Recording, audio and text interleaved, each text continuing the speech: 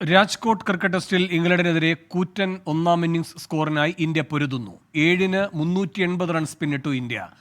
അശ്വിനും അരങ്ങേറ്റക്കാരൻ ധ്രുവ് ജുറലുമാണ് ക്രീസിൽ. ഇന്ന് തുടക്കത്തിൽ തന്നെ ഇന്ത്യക്ക് 2 വിക്കറ്റ് നഷ്ടമായിരുന്നു. 112 റൺസ് എടുത്ത രവീന്ദ്ര ജഡേജയുടെയും 4 റൺസ് എടുത്ത കുൽദീപ് യാദവിന്റെയും വിക്കറ്റുകളാണ് നഷ്ടമായത്. ജോ റൂട്ടിനും ജെയിംസ് ആൻഡേഴ്സണുമാണ് വിക്കറ്റുകൾ. അനിൽ വാസുദേവ് പുതിയ വിവരങ്ങളുമായി സ്പോർട്സ് ഡെസ്കിൽ നിന്നും ചേരുന്നു. അനിൽ, ഇന്ത്യക്ക് കൂറ്റൻ സ്കോർ എന്ന സാധ്യത എത്രത്തോളം? നിലവിൽ ഇന്ത്യ കൂറ്റൻ സ്കോർ ലഭിക്കുമെന്ന പ്രതീക്ഷയിൽ തന്നെയാണ്. ഇന്ത്യ ഒരു ശക്തമായ നിലയിലേക്ക് മുന്നേറിക്കൊണ്ടുകയായിരുന്നു. പക്ഷേ ഇന്നലത്തെ അതേ സാഹചര്യം പോലെ ഇന്ന് തുടക്കത്തിൽ തന്നെ ഇന്ത്യക്ക് വിക്കറ്റുകൾ നഷ്ടമായി. പക്ഷേ ഇപ്പോൾ അശ്വിനും ധ്രുവ് ജുറലും ചേർന്ന് ഇന്ത്യയെ പതിയെ കരകയറ്റുന്ന ഒരു കാഴ്ച വീണ്ടും കാണുകയാണ്.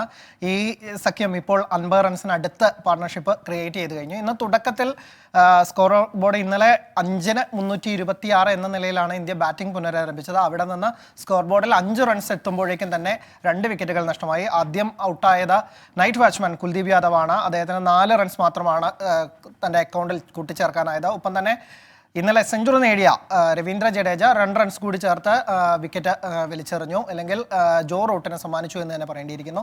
അതിനുശേഷം ഈ കൂട്ടുകെട്ട് അശ്വിനും ധ്രുവ് ജുറലും, അരങ്ങേറ്റക്കാരനാണ് ധ്രുവ് ജുറൽ. പക്ഷേ അതിൻ്റെ ഒരു പ്രശ്നങ്ങളൊന്നും തന്നെ കാണാതെ മാർക്ക് വുഡിനെ പോലെ 147 ഒക്കെ എറിയുന്ന ഒരു പേസർക്കെതിരെ വളരെ നല്ല രീതിയിൽ തന്നെ കളിക്കുന്ന ഒരു കാഴ്ചയാണ് കാണുന്നത്. ഇപ്പോൾ ഇന്ത്യയെ സംബന്ധിച്ചിടത്തോളം ഒരു 450-നടുത്തൊരു സ്കോർ വന്നാൽ തന്നെ ഒരു മികച്ച ഒന്നാം ഇന്നിംഗ്സ് സ്കോർ പടുത്തുയർത്താവുന്ന ഒരു ഘട്ടത്തിലാണ്. എന്തായാലും ഇന്ത്യ വലിയ പ്രതീക്ഷയിൽ തന്നെയാണ്. ഇംഗ്ലണ്ടിനെതിരെ ഒരു കൂറ്റൻ സ്കോർ എറിഞ്ഞിട്ട് ഒപ്പം തന്നെ ഇപ്പോൾ വിക്കറ്റ് ചെറിയ രീതിയിൽ ടേൺ ചെയ്ത് തുടങ്ങിയിട്ടുണ്ട്. അപ്പോൾ ഇന്ത്യയുടെ അശ്വിനും ജഡേജയും അടക്കമുള്ള സ്പിന്നർമാർ കളി പിടിക്കുമെന്ന പ്രതീക്ഷയിൽ തന്നെയാണ് ഇന്ത്യ ഉള്ളത്. അനിൽ വാസുദേവാണ് സ്പോർട്സ് ഡെസ്കിൽ നിന്നും ചേർന്നത്.